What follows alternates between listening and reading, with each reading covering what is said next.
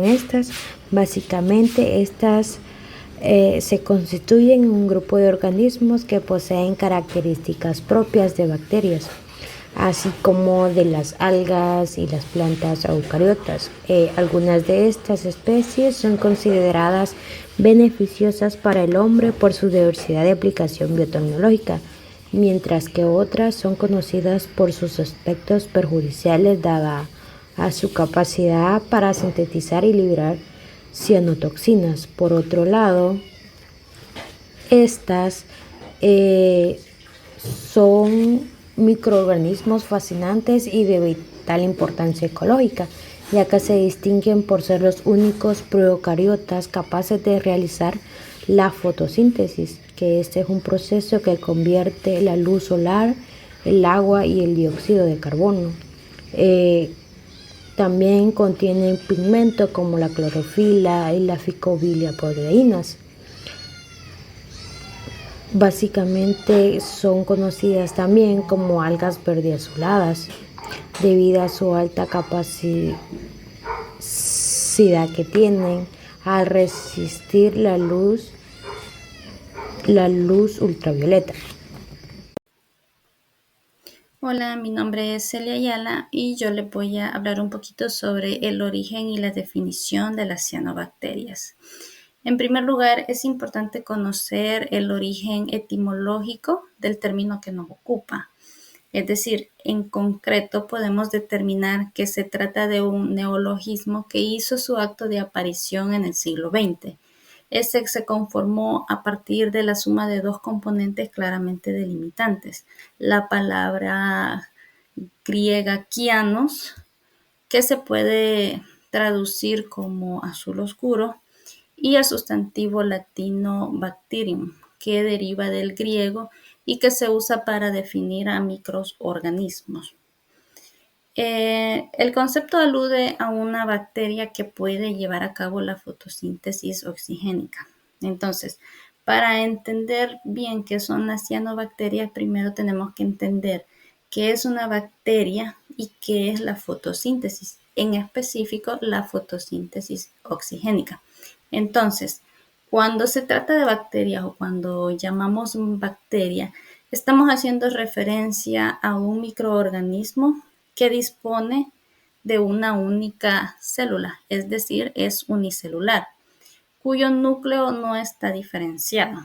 Y cuando hablamos de fotosíntesis oxigénica, por su parte, este es un tipo de fotosíntesis que el proceso que permite sintetizar sustancias orgánicas a partir de sustancias inorgánicas se da a cabo por medio de la utilización de la energía solar o de la energía que aporta la luz solar.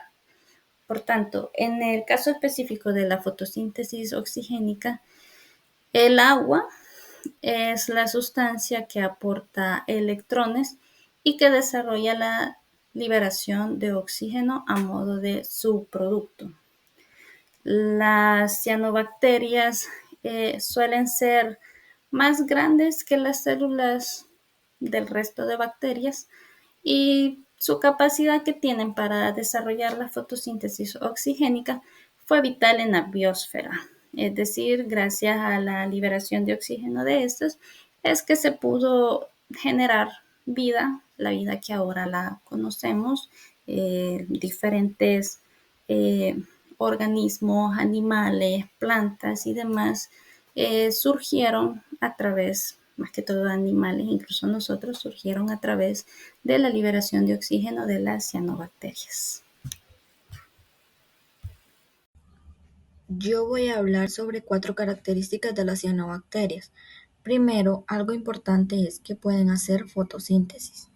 O sea, ellas usan la luz del sol para producir su propio alimento y mientras hacen eso liberan oxígeno. Gracias a eso el agua tiene oxígeno y los peces pueden respirar.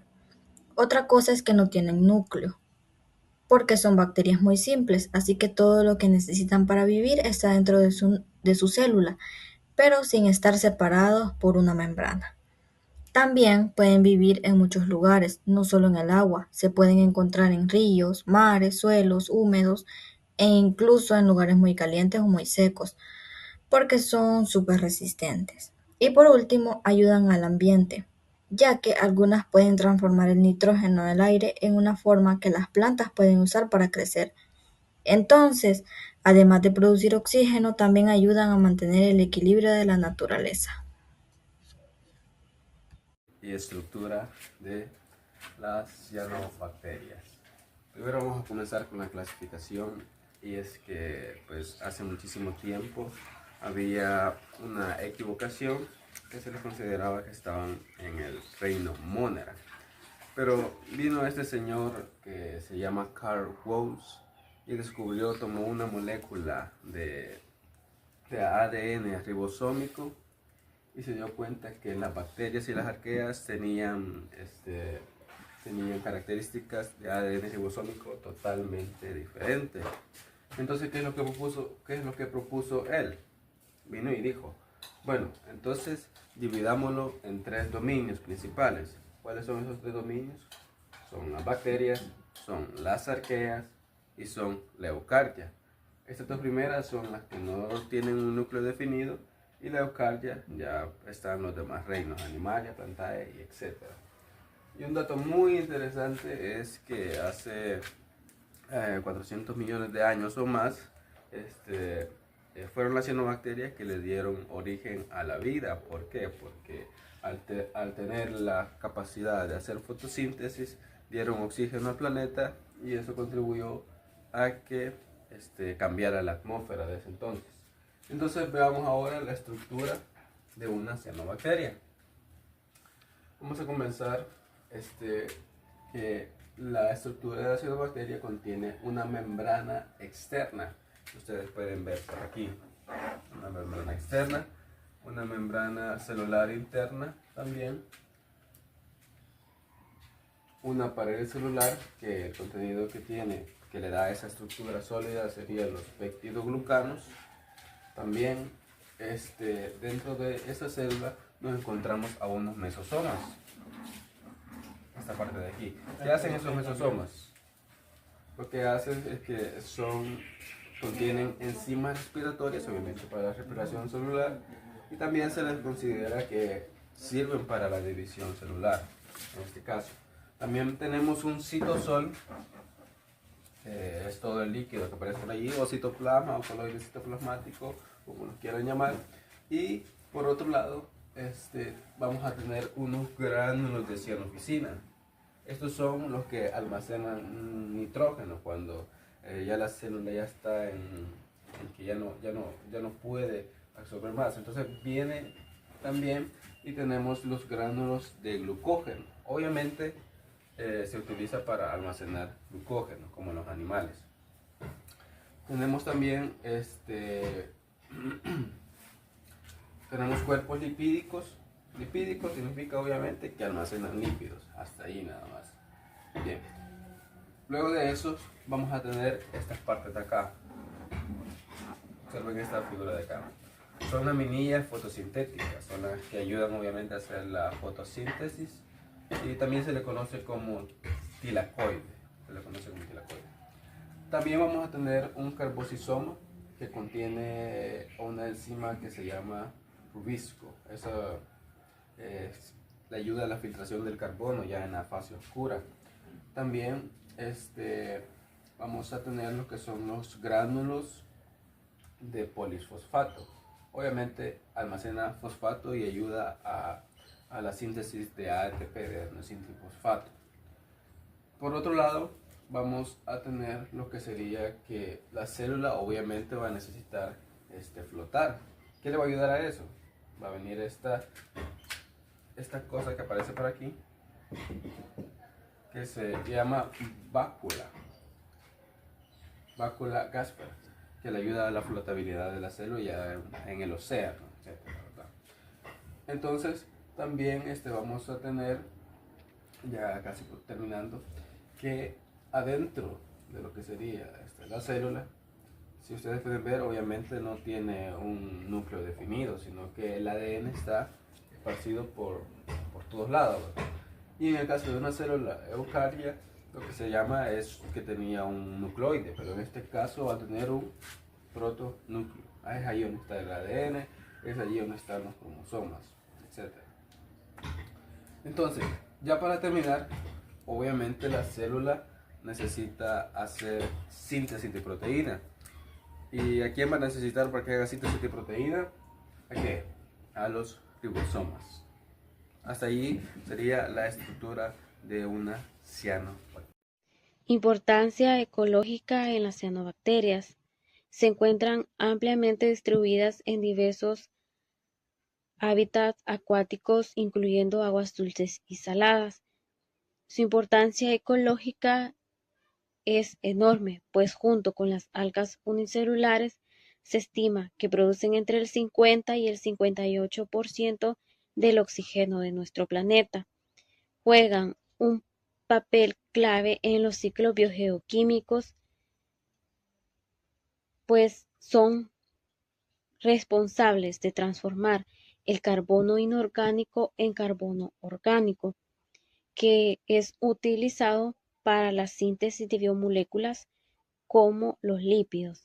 Estos organismos desarrollaron la capacidad de llevar a cabo la fotosíntesis, un proceso que les permite utilizar la energía luminosa para sintetizar sus propios nutrientes a partir del dióxido de carbono y agua, liberando oxígeno en el proceso. Debido a su larga historia evolutiva y su amplia gama de morfologías, las cianobacterias son importantes tanto para los ecosistemas actuales como para la historia. Tienen un impacto bastante negativo. Cuando se proliferan demasiado, tienden a descontrolarse. Hay muchas floraciones, blooms, ya que agotan el oxígeno en el agua, dañan la vida acuática y liberan cianotoxinas perjudiciales para la salud humana y animal. Estas además pueden dañar el agua, pueden dañar el oxígeno. ¿Por qué? Porque afecta el olor, el sabor, la claridad de esta. Pueden dañar el turismo. Quieras o no, nosotros visitamos lagos, lagunas, ríos, y al tener todo esto, pues puede dañarse más, ¿verdad? Puede dañarnos a nosotros como seres humanos, ¿verdad? Porque cuando nosotros creemos, el río está limpio, el río está aseado, sí, está aseado, pero quizás no es que tenga suciedad humana, sino que tiene también eh, plantas que están demasiado oxigenadas y eso nos puede provocar a nosotros algún brote alérgico que no sabemos si somos alérgicos, ¿verdad? Y entonces puede dañar, ¿verdad? Un ejemplo puede ser el lago de Coatepeque, ¿verdad? Que hace poco, ¿verdad? Se dio a conocer eso, ¿verdad? Que estuvo bastante contaminado de la cianobacteria, ¿verdad? Así que pues, sí podemos decir que es un impacto ambiental perjudicial, ¿verdad? Bastante negativo. ¿Por qué? Porque bastante visitamos ese lugar, ¿verdad? Y se nos va a hacer difícil el día de mañana visitarlo y que solo vayamos a ver cómo está y todo y no podamos bañarnos. ¿Por qué? Porque el turismo, ¿qué hace? Se va en las lanchas, se mete al agua, se baña, ¿verdad? En las orillas la gente se baña y sin saber podemos estarnos también contaminando, ¿verdad? Por la producción de las cianobacterias, ¿verdad? Se descontrolan y puede ser bastante perjudicial.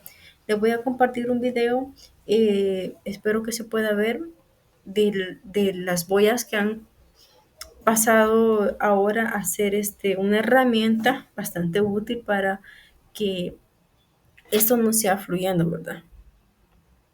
Vamos a ver si lo agarra. Si no lo agarra al final del video, de la diapositiva, se lo vamos a colocar, ¿verdad? Aquí vemos una imagen de cómo son las cianobacterias en los lagos, ¿verdad? Que son demasiado, o sea, eso se puede ver, pero, o sea, no en esta cantidad, ¿verdad?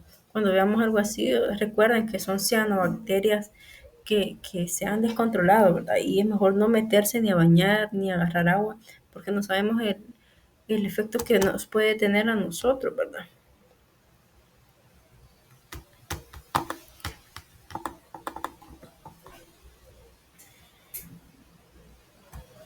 Lastimosamente no puedo abrir el video, pero al final de acá voy a dejar el enlace para que se pueda ver, ¿verdad?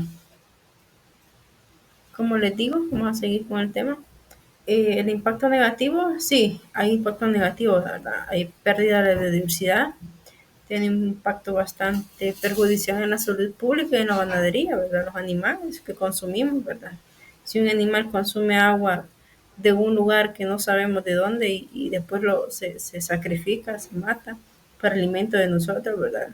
Eh, ya el animal puede estar contaminado y nosotros sin saberlo, ¿verdad? Es una asfixia a la vida acuática, ¿verdad? Los pescaditos, los animalitos que andan en el agua, que también es consumo para nosotros, ¿verdad?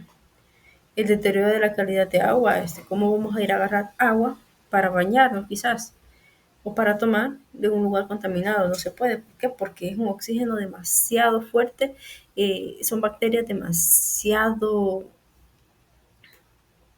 ¿cómo decirle? Demasiado fuertes que pueden darnos bastante enfermedades. Sí es bueno, sí son buenas.